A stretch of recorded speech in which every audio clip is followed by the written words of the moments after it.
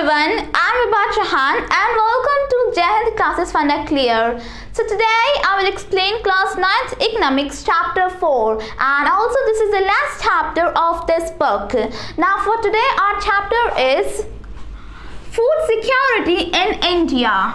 So food security in India. Now in this chapter we are going to discuss about food security, about the status of food security and different aspects of food security. Now first of all, what is meant by food security? Now here food security means that availability, affordability and accessibility of food to all people of India. Now here food security doesn't mean that you have to eat food and there will be security around you. There will be bodyguards standing around you and you are eating your food. No, that doesn't mean food security. Food security means that all person must have a kind of reach to the food. They must not be starving because of hunger, you could say. So in this chapter we are going to discuss about that food security in a broader way. We will discuss what is food security, why we need it, different aspects, different programs, you could say, that are started by the government of India for food security in India. Now let's start our chapter with our first topic, that is, what is food security? So what is food security? Now as I said that food security means that all person must have a reach to food security. Now this food security doesn't just mean that you have 2 square of meals. Now there is a broader meaning of food security as well. As I said that there must be availability, accessibility and affordability of food for food security in India. Now here availability means that all stock of food grains, you could say that, and the imports and the stock of last year must be stored in government granaries. So you could say that there must be availability of food as well. Now accessibility here means that every person must have a reach to all food grains, for himself, for consuming, you could say.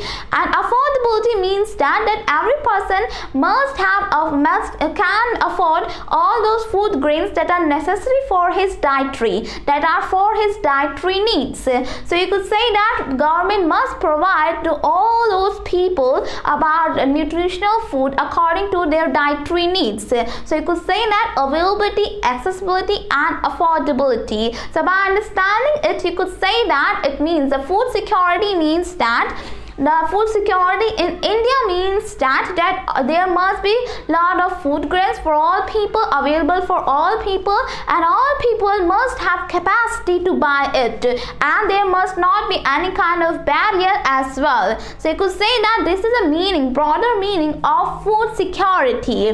Now next topic is why food security. So why food security? Now we have seen that what is meant by food security. Now the question is that why we need it? Why there is a need of bigger food security? Now first of all, you know what, that there are many deaths that are reserved that are due to food insecurity. You know what, that there are many people who are starving because of food. So you could say that food security that is very important for any country, not just in India. And during the time, you know what, that when one person cannot afford any food grains, there must be some reasons behind it. Now the reasons behind it are that very low people, very poor people, you could say, all people below the poverty line, that are below the poverty line, cannot afford food grains according to their dietary needs. And that's why you could say that would be the situation of food insecurity.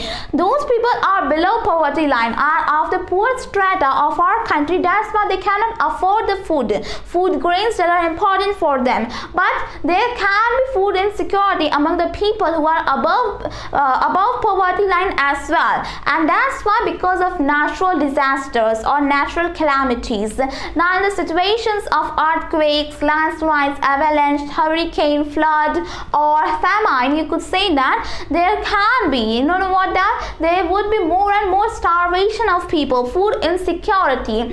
So you know what, that all those people people who are above poverty line, but if there is no availability because of those natural disasters, then how can they have their own food? Because money isn't just a thing, there must be production as well. So that's why we could say that food security, that is very important. Now there is a condition. Now let's discuss how a natural disaster impacts about the production of our food grains. Now let's say that there is a situation of drought. Now because of drought, there won't be that much sowing of crops, there won't be that much production of crops, and that will be the situation of famine. Now in famine, the worst of the conditions are the starving of the people.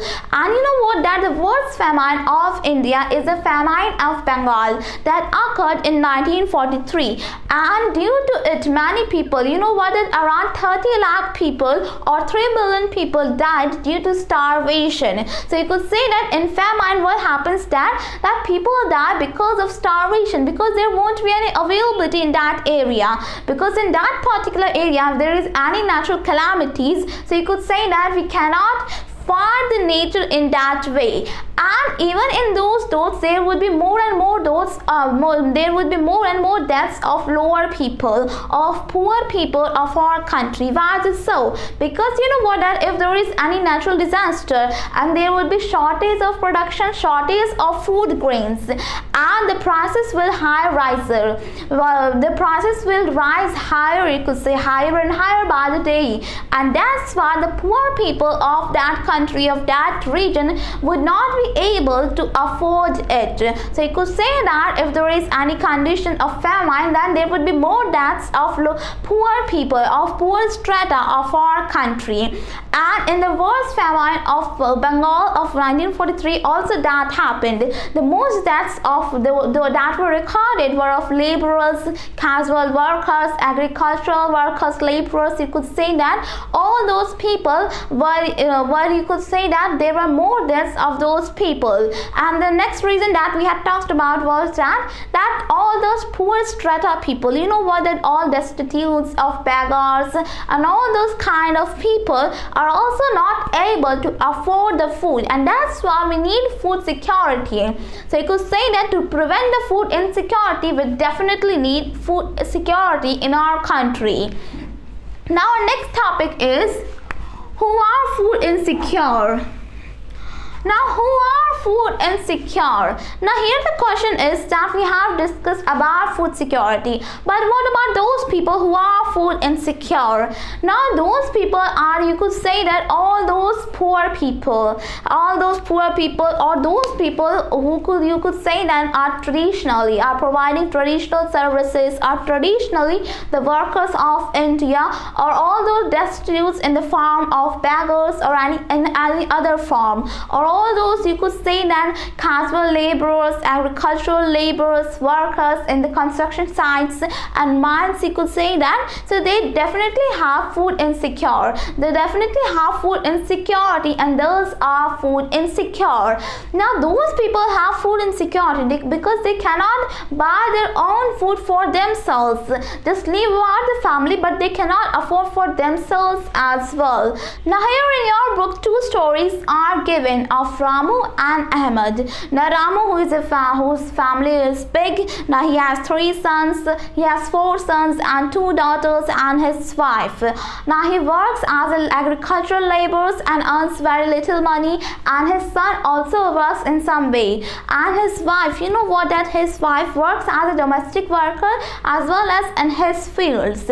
Now there is lot of pressure in their family because all those children have to be fed as well, and those children are too young to work in the fields, and that is the condition of his family. He cannot afford the 2 square of meals for his family, because if they have 2 square of meals even of very bad quality, then still it would be luxury for them. So you could say that is the story of Ramu, and next is of Ahmed. Now also here the situation is same. He also has a family, and that happens that he doesn't have that much money, that much earning, because he is a casual laborer in urban area, because in the earlier story it was rural area and it is urban area, but he has a ration card, and that's why he gets supplies. He gets supplies of some food grains from the government of India, of wheat and rice, the most important crops, you could say, for his survival.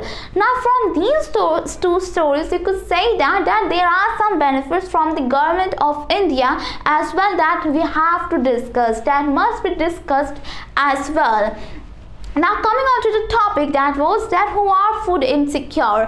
Now there can be those people who are from the poor strata or lower strata of our country, but there can be some those kind of discrimination, classifications of social groups as well, like those people, poor people of SCs and STs and from OBCs that are very poor due to their inability. You know what, that they are already very poor in their society, they are already in the lower strata, you could say that lower kind of lower classification of their society because of their caste, of their social groups, of caste discrimination, and because of that their inability, they cannot buy their own food for themselves. So you could say that there can be there can be people who are food insecure in different ways, and incidence high malnutrition is very common in women as well. Well, if there is a family, then the first priority definitely would be male, and that's why there is malnutrition in women, and there is higher risk for unborn baby as well. Just think about that. If there is any woman and if she is being suffering from malnutrition, she doesn't have that much, she has food insecurity, then just think about that if she is pregnant, then it would be more worse, because her unborn baby would also be at a higher risk in case of diseases or any kind of serious illness. So you could say that is also very important, and according to the survey, those number of those kind of women is around 11 crore. So around, you could say that 110 million women are like those kind of situations, and that is very bad for us. You could say that isn't very good for our country. There must not be any kind of food insecurity in our country. Now, as I said that there is food insecure. Who are food insecure? Well, if you look at the states, if you look at the condition of states, then the more food insecure states are the southeastern and eastern part of Uttar Pradesh, Jharkhand, Orissa, Bihar, and kind of some parts of Madhya Pradesh as well, and Maharashtra. Now, these are some of the states where there are food insecure people. You know what, that in Orissa and Rajasthan as well, the Baran district of Rajasthan, or Kashipur district of Orissa, and some parts of Madhya Pradesh, Uttar Pradesh as well. Now there are many, you could say that food insecure people according to their state surveys, you could say, and those people are food surveys because of food insecure because of their condition. So there must be some stranding in their condition as well. Now for food insecure people, the major, you could say that major reason is hunger as well. Now hunger is also a very big cause of food insecurity. Now, well, you know what, that hunger here just does not mean poverty. You know what, that because of poverty there will be more and more hunger, and it is a very big aspect of food insecurity. Well, you know what, that hunger among the people also has many kinds of disadvantages relating to food insecurity, and this hunger strike can be in two types, in two forms, you could say. One is chronic hunger and second is seasonal hunger. Now this chronic hunger, you know what, that those are kind of persistently, there is no kind of persistently quantity or quality of food. So all those poor people who don't have that much income are those kind of chronic hunger, have come into this category, into this kind of of chronic hunger. They suffer from the chronic hunger. And next is seasonal hunger. Well, seasonal hunger are those, just you could say that those people who are employed but cannot afford. They are temporarily employed. So you could say that in agricultural field. So in the days of rainy, when there is sowing, there would not be any kind of food insecurity. But in the months of year, in many months of year, they are still unemployed. So you could say that those people suffer from seasonal hunger. That means according to the seasons, they would suffer from hunger, just as was in the case of disguised unemployment. Now here we have to see that these are the cases of rural areas. In urban areas as well, there is still a kind of food insecurity. Those all people who are employed in ill-paid conditions, you could say, who are classful workers or who are paid very, you could say that very low wages or are in very ill-paid wages, ill-paid conditions. So those are a kind of food people, food insecure people. Now for this, what we have done, what the government of India has done, that India is now aiming at self-sufficiency in food. And you know what, a major aspect, you could say that program for it was Green Revolution. Green Revolution was a very big successful program, and according to it, you know what, that agricultural produce in our country had increased so much, and because of that there was more and more availability of food, and that was distributed among the people. So you could say that this Green Revolution was very important, and the then Prime Minister Indira Gandhi also made it more successful by starting Wheat Revolution of 1968. And in that Wheat Revolution, there was more and more production of wheat that increased the production crops of India as well as availability of food grains in India, because India is India was aiming at the self-sufficiency in food. And you know what, but still, however, this was still unproportional. There was still, you could say that there was not equal proportion among all the states, where some of the states has very good production, had very increased so much, but still some of the states, so you could say that there was unequal proportion of production of crops. Like for example, if we look at the example of Punjab, you know what, that Punjab and Haryana, these two states are very good agricultural states. There are more and more agricultural laborers, farmers who do the farming in these two states. So if we look at the example of Punjab, now in 1964 there was production of 7.23 million tons, but it was increased to 263 million tons in 2013 to 2014.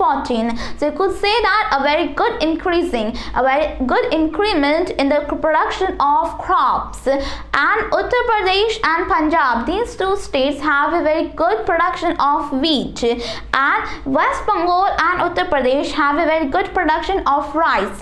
Now West Bengal produces 14.1 million tons of rice, and Uttar Pradesh produces 12.2 million tons of rice. So you could say that there is increment in the production of crops, but in an proportional way. Not all the states have same natural resources. Not all the states have same, you could say that same farming lands or same farmers. So you could say that there is still in proportional way, but it's still in a very good production all over. If we see that Green Revolution has a very good impact on our agricultural production. Now in this Green Revolution, you know what, that many new schemes, many new technologies, many new machineries were now being used in the fields of farming, and that's why there was more and more production, as we have seen in the chapter 2 of this book. Now our next topic is food security in India. Now food security in India. Now here the question is, what about the situation of food security in our country? Now in India, you know what, that advent of food security could be seen in the early 70s. In early 70s, when there was Green Revolution. So after that the situation reversed. You know what, that before it there were famines in our country, more and more famines in our country. But after that, the situation was reversed, and that's why the advent of food security could be seen from the early, you could say that from the early 70s. And for that, there have been more and more programs for food security. And for food security, the major two components are the buffer stock and the PDS system. So what are these two systems? What are these two components? Let's discuss. So our first one is, what is buffer stock? So what is buffer stock? Now here buffer stock, you know what that here means? That as I said that this is also a component for food security in India. So in buffer stock, what happens that in this system, what happens that all those all those crops, food grains are stored in the government granaries. So whenever there is a good production, the government buys surplus production from the farmers and give an MSP, minimum support price. Now this minimum support price is a kind of price that is given to the farmers to support them. Well, if there is very surplus production, government would buy it and would would store it in a buffer stock, you could say, and that MSP is declared just before the sowing season. So that depends on the farmer, on his initiatives, on his decisions. So you could say that this MSP, this minimum support price, is declared before the sowing season. And in this buffer stock, what happens that majorly all the food items, food grains, food grains, crops are stored at government granaries. And that after that they are stored in a stock just to sell, just to distribute them in deficit areas. Now in those areas, those remote areas of India that are prone to the natural calamities, or those areas to the poorer strata of our country. So you could say that in deficit areas it has to be distributed and in a very cheaper price than the market price. So if anything is at a high price in the market, you could find it at a very cheaper price in the distribution, and that price is called as issue price. So you could say that is cheaper than that of market price because it is for the poorer strata of our country. So that is the condition, you could say that is the work of buffer stock. Now next topic is, what is public distribution system? So what is public distribution system? Now PDS, that is public distribution system. Now as I said that in buffer stock all the crops, all the food grains are stored, but after that they have to be distributed among the people as well. They have to be sold among the people as well at a very cheaper price, not at a very expensive prices, you could say that. And that system is called as public distribution system, or in short PDS. Now here one thing is that there is Food Corporation of India. So all those that food grains are procured by the Food Corporation of India, and after that they are sold by the government of India. So they are bought by the Food Corporation of India but are sold by the government of India. Now in this PDS system, what is that? There are all those ration shops, government controlled ration shops. These food grains will be taken to all those government ration shops, and from those ration shops you can buy these things at a very cheaper price. All those poor people, all those poorer strata people, all those at a very bad condition people can buy from here at a very cheaper price. All those food grains, kerosene oil, food cooking oil, all those things are available that are necessary for dietary needs, for dietary of a person, for his survival. So you could say that quality and quantity as well, that is provided provided here. But for that you must have your own ration card, and that ration card are of three types.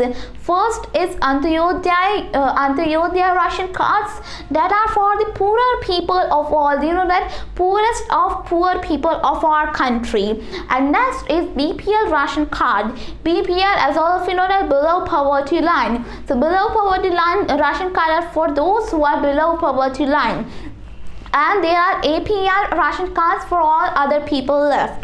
So APL, above poverty line. So these are three kinds of ration cards, and according to these ration cards there will be difference in prices as well, because all those people who have ration cards cannot have the same amount. They may be middle class families or the poorest of poor. So you could say that there is differentiation among the prices as well depending on those ration cards. So you could say that is a scheme, that is a system of public distribution system that is introduced, has been continued by the government of India for food security in our country. So that has to be sold in the ration shops. Now this process of rationing started from the early 1940s, that early 40s, but it was made as an acute shortage, an acute kind of distribution of food, or an acute level, very big level you could say that, after the effect of Green Revolution at the time of 1962 or 3. So it was made at a very large scale after the effect of Green Revolution, and it was made to be this big. And in mid-1970s, that by a report, with a report by NSSO that we had discussed in the last chapter, National Sample Survey Organization. So NSSO submitted a report in the mid-1970s that said that were very high incentives of poor people, and that's why for food security what happened was that three major programs were introduced. The first one of them was that PDS, Public Distribution System. Well, it was in the effect but was strengthened later, was made more powerful you could say. And after that there was ICDS, Integrated Child Development Services. In 1975 it was introduced on an experimental basis. And after that the third major one was FFW, Food for Work, and it was also introduced for for food supplies in our country. So these three were the major, you could say that, programs that were introduced for the food security, for food to all people, for food reaching to all people in our country. And that there are other public alleviation programs as well, are also called as PAPs.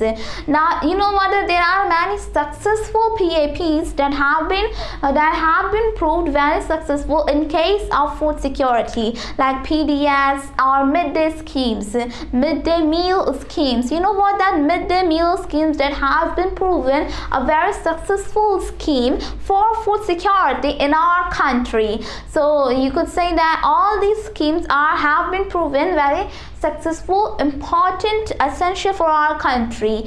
And there has been all those other programs, schemes for employment also has made some kind of food security in our country, because if there is employment, a good employment for all people, then their standard of living, the incomes will also raise higher, and that there would be more food security in our country.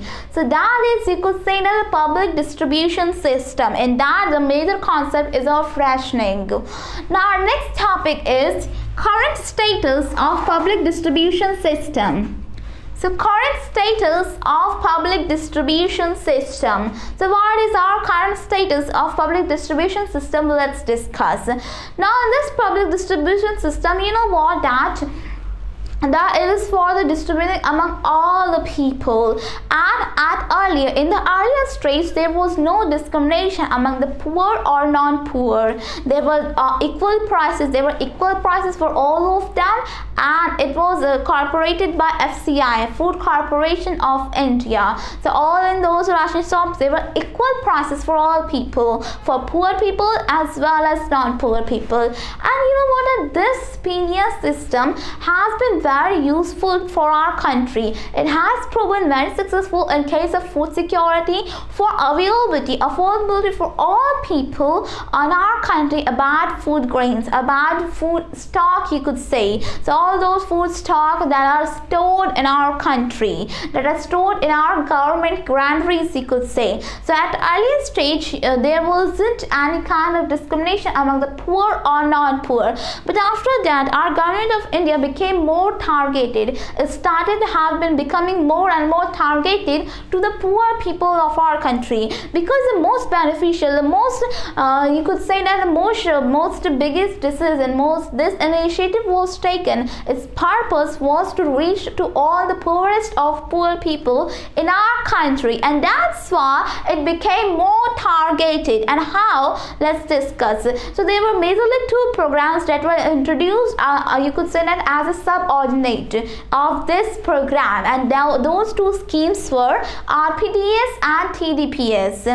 Now RPDS, you could say that relevant public distribution system, and TPDS is the targeted public distribution system. Now this RPDS, what happened in it was that they in 1700 blocks of our country, there was a kind of 1700 blocks that were chosen from our country, and in those blocks there were food supplies that were being supplied. So food items, food stock, food grains were being supplied in those 1700 blocks. And in TPDS, what happened was that it was targeted public distribution system. So its main focus was in the indigent seniors. You could say that its main focus was the poorest of all poor. So the quote of this scheme was just that, poorest of the poor, to reach all the poorest of the poor, and that was specifically for all the poorest strata, of our country, not for those all people. You could say that it was at this point, it was at this moment when you could say a little bit prices differences were there. And two other schemes that were in 2000, furthermore in 2000, two other schemes were AY Untitled Yojana, and another one was Annapurna Yojana. So these were basically for the indigent citizens and for the poorest of the poor. So you could say that is the condition of PDS, current status of PDS, and it has a kind of food supply in our country. All those food grains, it supports the farmers as well, because all those farmers who have surplus production cannot sell it all to the market, so they sell it to the government at a very good prices. They get a very good price from it, and they have benefits for poor people as well. However, this PDS system has been criticized at all because there are disadvantages. You know that no rainbow is without rain. So here the same happens, applies here. This is also a double sword, you could say that double-edged sword. Now what is in PDS system, that there has been, that if there is food granaries, if there is stock granaries, but there is so much extensive, massive amount of food items for our food stock in our stocks, and that's why they get rotten or get eaten by the rats.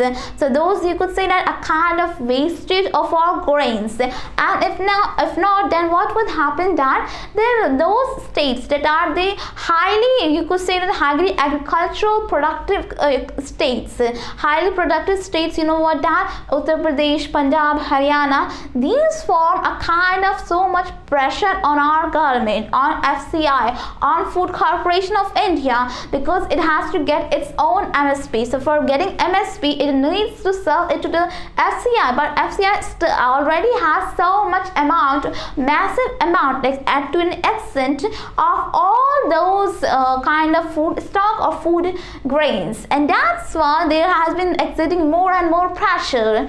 And this, you could say that this also leads to a deterioration, wastage and deterioration of our MSP for food grains as well. Now another reason for its criticism is that you know what, this PDF system was majorly for rice and wheat. Now the best MSP are on the rice and wheat, and its main focus was just on rice and wheat and all those states that produce rice and wheat, and that's why all those farmers who were producing coarse grains are now producing rice and wheat. So that is a stable food. Coarse grains that are the stable food of the poor are not being grown that much in India, because for getting MSP they need to produce rice and wheat, and that's why. And for growing rice, you know what, that a lot of water is needed. A lot of water is needed, and that's why it is degrading our level system as well. It is degrading our groundwater level system as well. So you could say that these are the disadvantages of PDS as well. Now we have seen that a lot of pressure from all those states, not that much produce so much, you know, that all those MSP has to be those MSP. If there is frozen MSP for many years, then it would have to be considered as well, because the same MSP cannot last for every year. So that has to be considered everywhere. And one of the major reasons is that earlier what happened was that there wasn't any kind of discrimination among the discounts or the prices of the goods, of the food items, of food stocks in the ration shops. So all those people, you know what, that all those people had the same quota, and in that quota they got discount, a very good discount at an equal basis.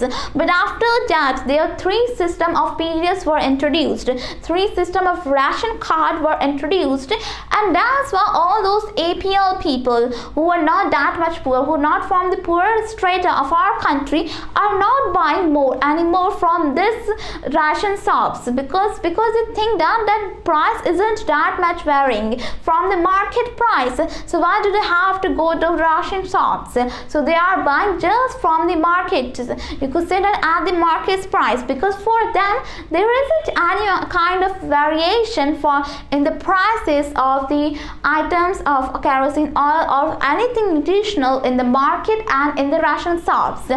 And there is corruption as well, disloyalty as well. Well, there is it is seen in many cases that all those people, shopkeepers of ration shops, are what they're doing, that they are selling at market prices. They are selling in the markets for good margin, and they are selling for very bad quality as well. They are selling bad quality of food grains to the poor people, and to rich people they are selling very good quality for more and more margin. And it is seen that there has been so much, you could say that a very bad quality of grains, or you could say that food stock in the ration shops. So all these and all, you could say that are joined for the disadvantages of PDS, and that's why it has been criticized. So you have to consider it yourself whether it is good or not, because everything has its own set of good things and bad things, and that is the current status of our PDS system. Now our next topic is Antyodaya and Yojana. So Antyodaya and Yojana. Now in the last chapter we have seen that we'll discuss in this chapter. Now this scheme was introduced in December 2000 and was for the food supplies. You know what, under this scheme 1 crore families that were identified from the PDS by conducting a survey. So 1 crore families were introduced, were identified, were suitable for this scheme, and they were granted 25 kilograms of food grains. So you could say that was for the food supplies in our country for the food security, and this scheme has been proven very successful. You know what, that it was becoming more and more successful, and there have been many changes in it as well. Like for example, now from 25 kgs it has been increased to 35 kgs of food grains, and the number of families have been also increased from 1 crore to 25 crore. So you could say that there is a very good increment in the number of families as well as for the distribution of our grains. So that is about Antyodaya and Yojana. Well, when this was, you could say that when this was started, after that what happened, that before that there was green revolution, you know, that early 1970s there was green revolution, and after that this program also became very successful. Now our next and last topic of this chapter is role of cooperatives in food security. So, role of cooperatives in food security. Now, you know what? There is a very great role of cooperatives in our country's food security as well. It is because of their work that in our country there is food security, stable food security. You know what? That all those, you know, the cooperatives that work for the food security in India at a very cheaper prices are mainly in the southern part and the western part of our country. So for example, in western part in Gujarat there is a company Amul. You know that all those milk and milk products items have been sold by it at a very good price for the food security, and after that because of it there was white revolution that was brought for the milk. So you could say that Amul were a good example. And as I said that there is a very good role of cooperatives for our food security. Like for example, in Tamil Nadu all those fair price shops, well, fair price shops, as all of you know what it is, that is market price shops. That is generally where we go. So all of those shops, all of those fair price shops, 94% of them are controlled by cooperatives. And in Delhi, if you look at Delhi, there is a company, you know, that Mother Dairy. All those dairy products and the vegetables are sold at the prices that are set by the government of Delhi. So you could say that these are some of the examples of cooperatives. And if you look at the that a little bit southern part, then there is Maharashtra. Now in this Maharashtra there is ADS, Academy of Development Science. This Academy of Development Science has joined many NGOs with it and has started a grain bank. Now in those grain banks, what there is grains, food grains, and that are those are supplied to the people, and it has been it is being shaped in many parts of Maharashtra now. Now it is becoming at a large scale in Maharashtra. So you could say that these cooperatives still indeed have a very good role, an important role, a big role, great role for our food security in our country. Now this ADS grain bank, you know that it is becoming a very good thing, because in that many NGOs are joined together, and that grain bank is helping the poorest people. So that is, we could say, that the role of cooperatives in our food security. So that's it, we have discussed in today's chapter. We have discussed about food security. We have seen what are, you could say that buffer stock plus PDS system equal to food security in our country. Well, there are other minor supplements like cooperatives, but the major one you could say that buffer stock plus PDS is equal to food security in our country. And there are some acts as well, like National Food Security Act, that are for the food security in our country, that has hold about 75% of rural population and 50% of urban population suitable for it for the food supplies, to live with the food security and with dignity. So you could say that we have discussed all this in this chapter. We have discussed about food security, we have discussed about different aspects of it, about buffer stock, about PDS system, and why we need food security, and what are those conditions where there are kind of situations, you could say that of food insecurity. So that's what we all have discussed in this chapter. Now this chapter is as important as other chapters in this book, and also it is the last chapter. After this there won't be any chapter. There aren't any chapters left. So I've discussed our topics and subtopics, and the next subject of this class is history. The remaining subjects as geography will be started soon from the upcoming videos. So thank you very much.